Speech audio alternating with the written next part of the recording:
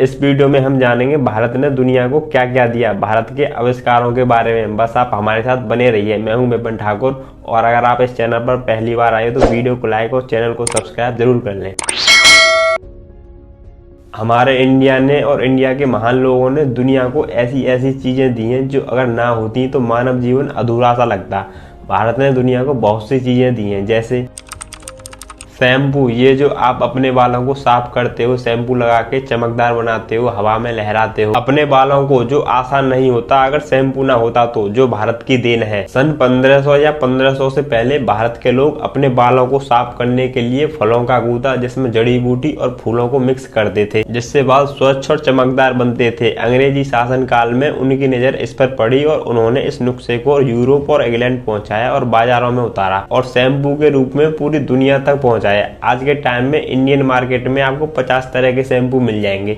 Doctors बताते हैं एक वीक में मैक्सिमम 2 बार ही शैम्पू यूज करना चाहिए। और योगा की शुरुआत भी भारत में हुई थी। योगा आपको शारीरिक और मानसिक रूप से स्वस्थ रखता है। जो लोग नियमित रूप से योगा करते हैं उनको बीमारी भी बहुत कम लगती हैं। ऐसा माना जाता है योगा की शुरुआत सभ्यता काल में ही हो गई थी। और बटन, ये जो आप अपनी शर्ट में कोट में बटन लगाते हो, इनका आविष्कार भी भारत में हुआ था।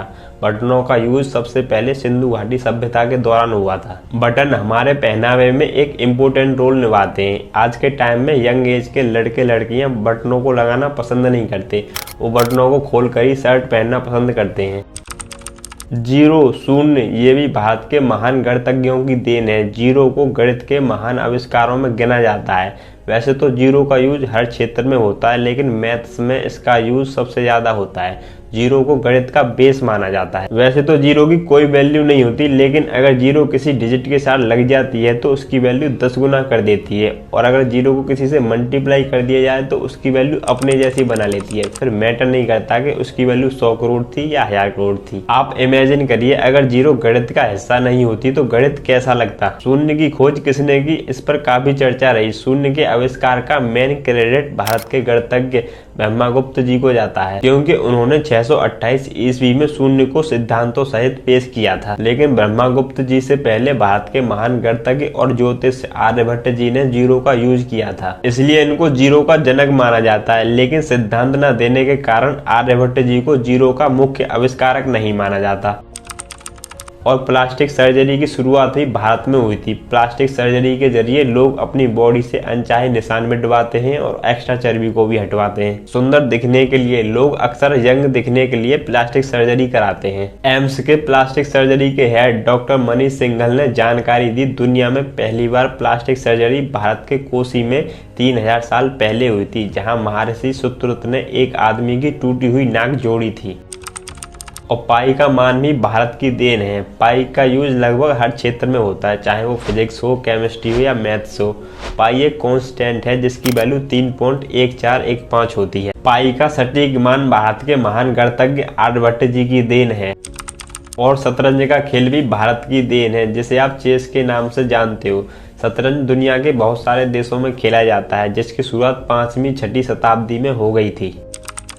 चंद्रमा पर पानी की खोज भी भारत ने की थी। भारत ने चंद्रयान मिशन के दौरान 2008 में चांद पर पानी की खोज की थी, जो भारत की एक बड़ी उपलब्धि थी। चंद्रयान 1 भारत का चंद्रमा के लिए पहला मिशन था, जिसे 22 अक्टूबर 2008 को श्रीहरिकोटा से सफलतापूर्वक लॉन्च किया गया था, जिससे भारत चंद्रमा पर अपना झंडा फहराने वाला चौथा देश बना था।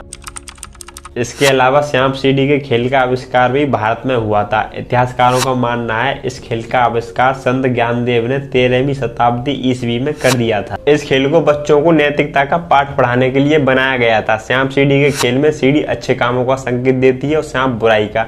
अच्छे काम करके आप 100 तक पहुंच सकते हो, लेकिन बुराई का परिणाम हमेशा 0 रहता है। इस खेल में सांपों की संख्या ज्यादा है, जो दर्शाता है बुराई की तुलना में अच्छाई का रास्ता कठिन है। अंग्रेजों ने इस खेल को स्नेक ऑफ लैडर्स का नाम दे दिया था। फ्लश टॉयलेट भी भारत की देन है। फ्लश टॉयलेट का यूज सबसे पहले सिंधु घाटी सभ्यता के दौरान हो गया था। धीरे धीरे लोकप्रिय हो रहे खेल कबड्डी की शुरुआत भी भारत में हुई थी, लेकिन ईरान के द्वारा भी दावा किया जाता है कि कबड्डी के खेल का जन्म 5000 साल पहले ईरान में हुआ था। अब कोई नहीं जानता कि इस बात में कितनी सच्चाई है। इस खेल की लोकप्रियता में लगातार इजाफा हो रहा है। अब तक हुए कबड्डी के ज्यादातर वर्ल्ड कप भारत ने ही जीते हैं और मोतियाबिंद जैसी बीमारी के ऑपरेशन की शुरुआत भी भारत में हुई थी। भारत के वैद्य सुश्रुत को मोतियाबिंद हटाना आता था। बाद में ये प्रक्रिया चाइना पहुंच गई और भी कई चीजों का आविष्कार भारत में हुआ और बहुत सी चीजों की खोज भारतीयों ने की। लेकिन भारत की खोज किसने की? भारत की खोज पुर्तगाल के एक नाविक वास्को डिगामा ने की। Thanks for watching and keep supporting.